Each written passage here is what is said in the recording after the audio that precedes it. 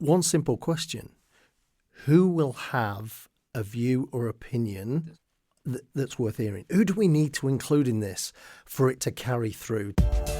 The question is from Thinking Focus. Hi, this is Rich. Hi, it's Ricky. And today the question is, why do deals stall when I have a champion?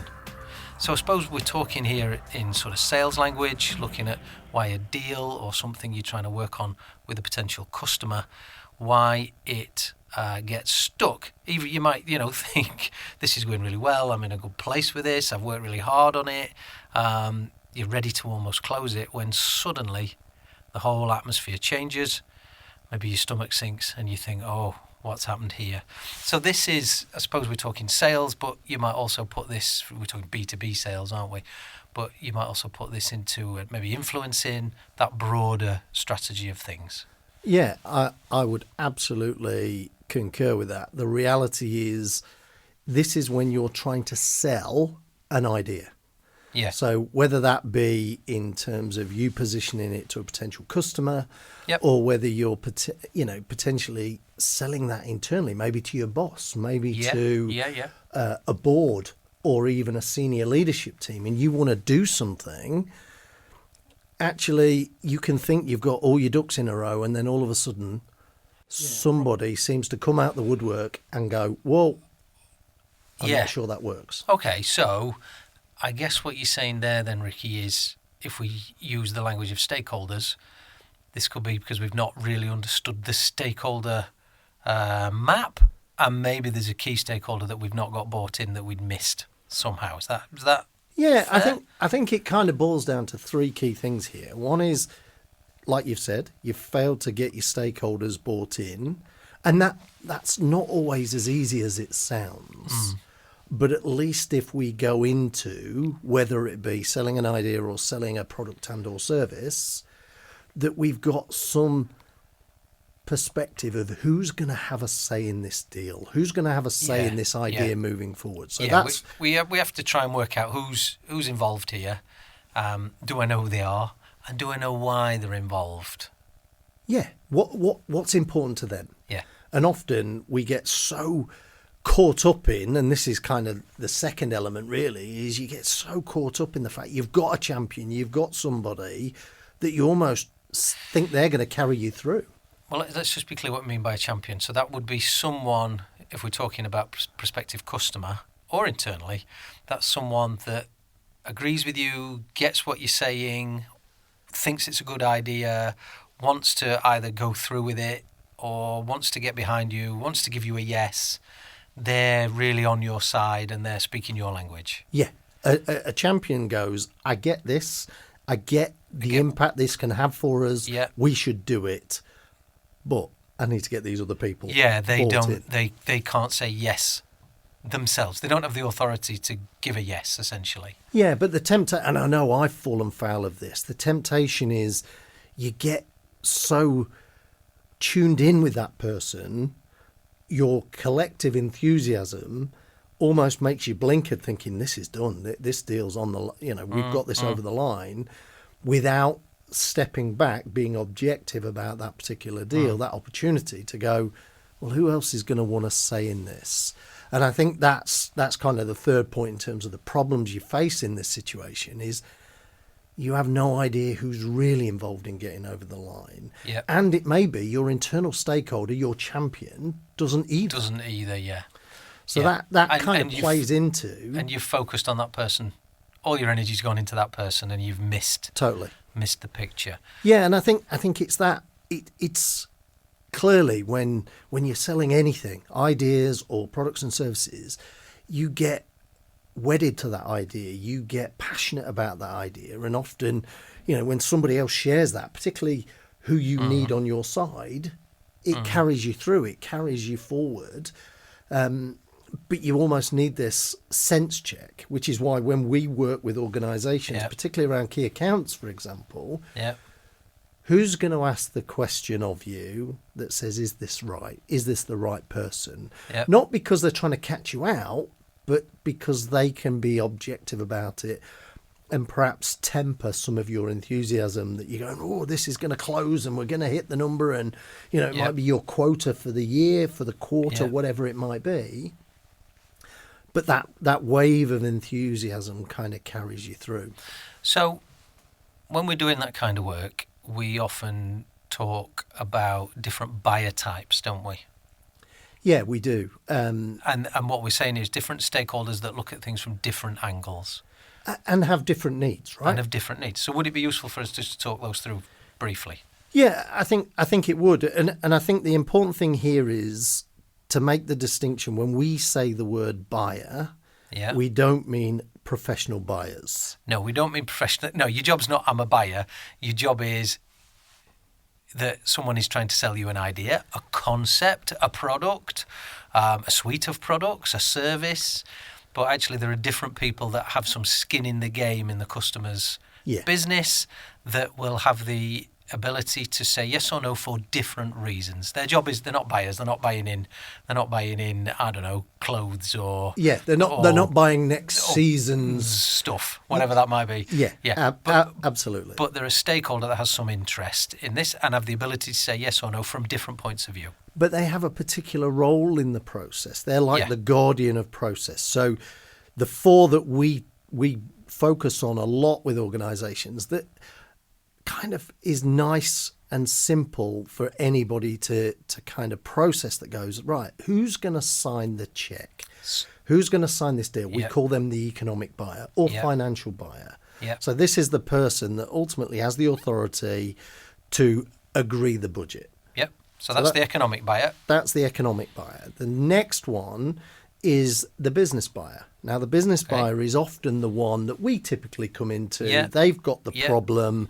They're accountable for the process, the systems, getting the job done. They're feeling the pain. They are absolutely feeling the pain. So they might be proactive and want to grow. They aspire to be something different. Okay, so they either feel a pain that they want solving, or they've identified a growth area, an opportunity they'd like to step into. Yes, absolutely.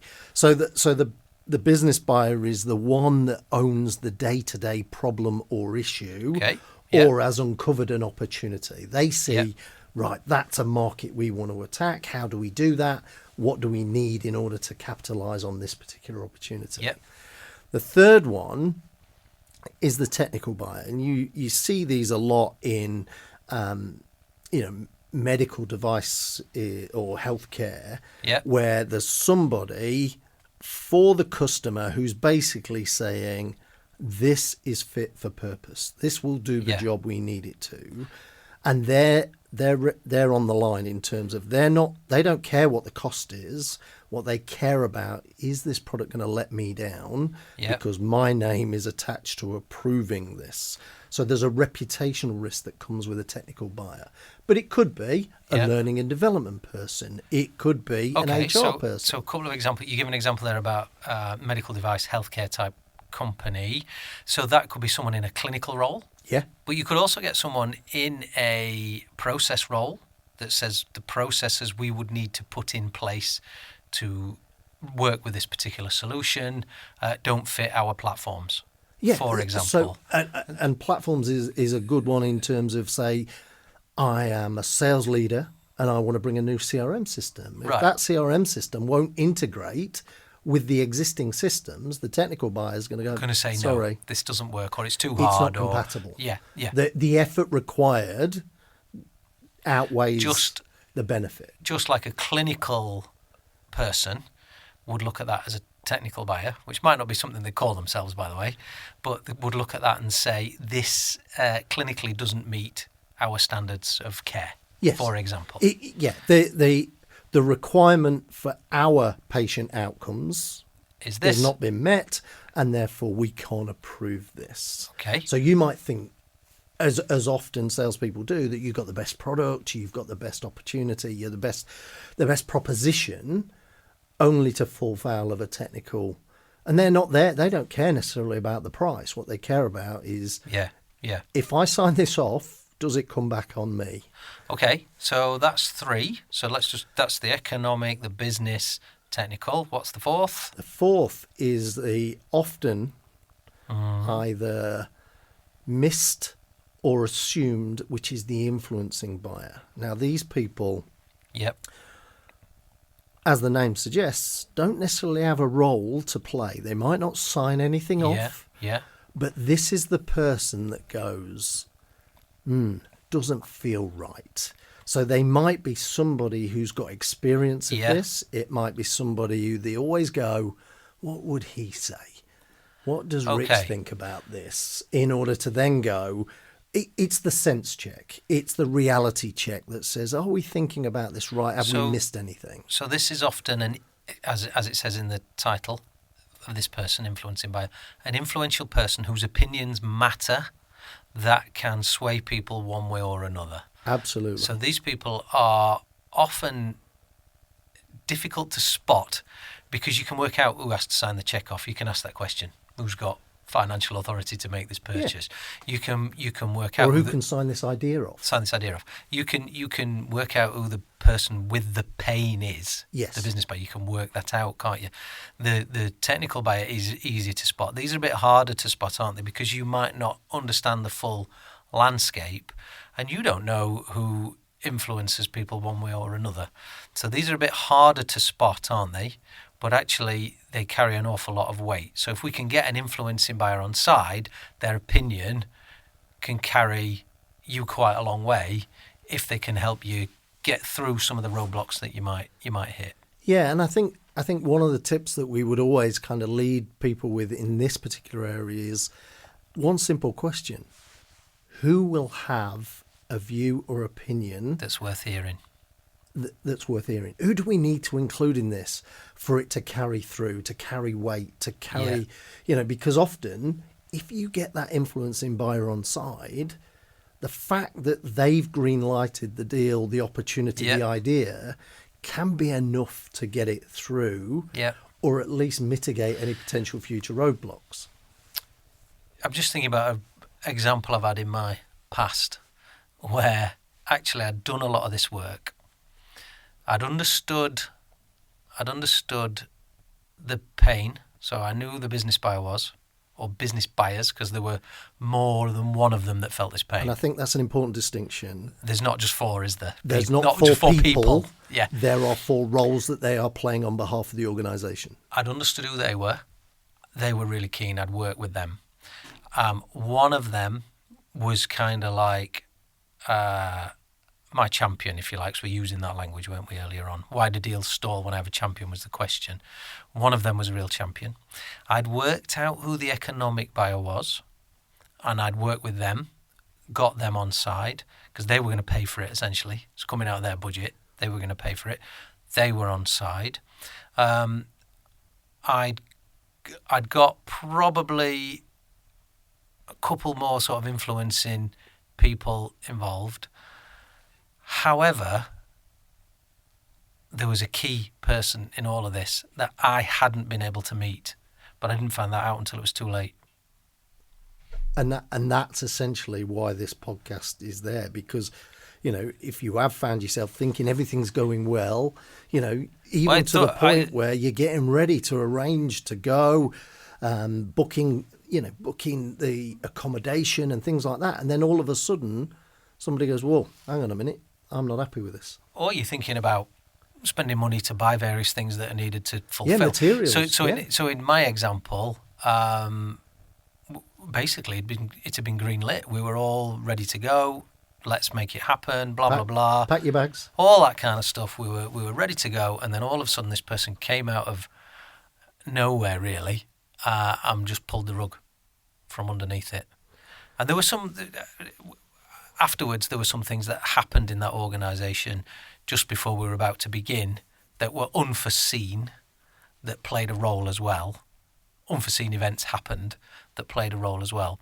But I suppose if I look back on that, this person did come out of nowhere almost to sabotage it. Could I have done something differently? Yeah, I probably could. That question you asked about who else is going to have a view? How can we influence them? Now, we did talk about some of that. There was a confidence in my sort of champions that they could handle it. that they could manage that. That they could manage it. Turns out they couldn't. Would it have helped if I'd been in the room? It may have. It may not have. I'm not going to know that now.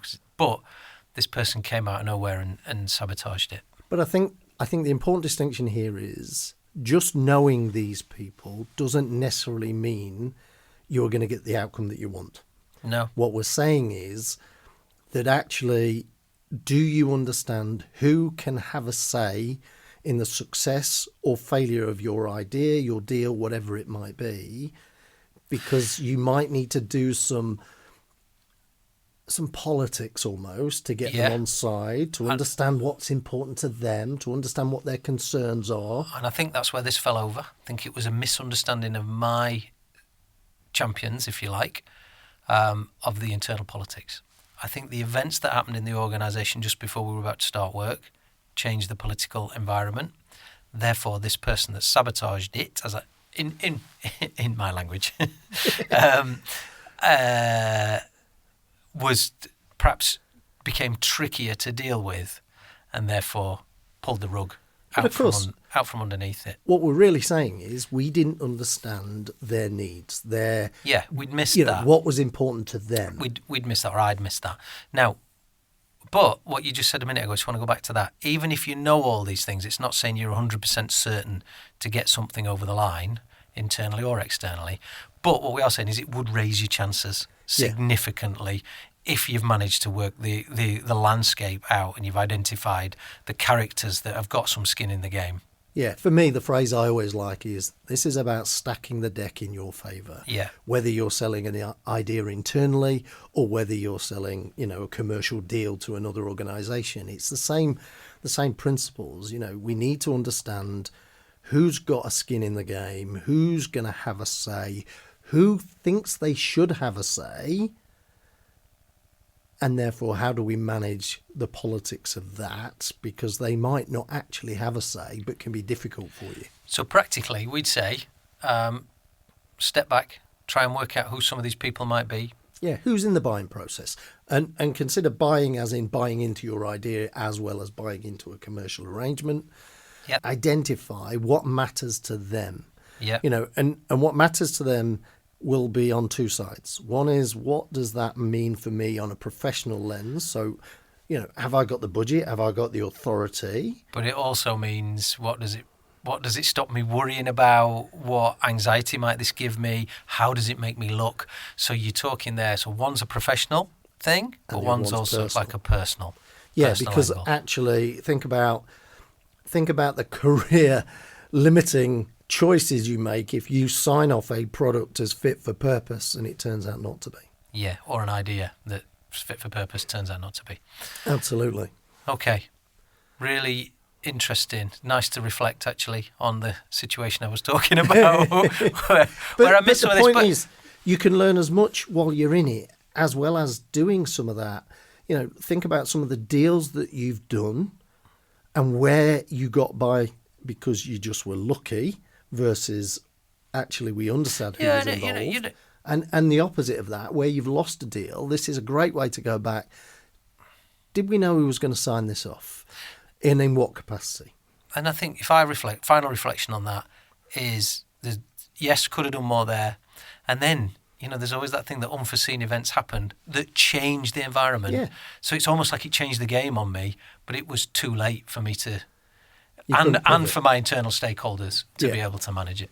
And sadly, that was the end of that. Which seems like a good place to end this podcast. Thanks, Rich. I really enjoyed that. Cheers, Ricky. To find out how Thinking Focus can unlock the potential within your organisation, go to www.thinkingfocus.com, where you'll discover more about the work we do, helping our clients increase productivity and enable change.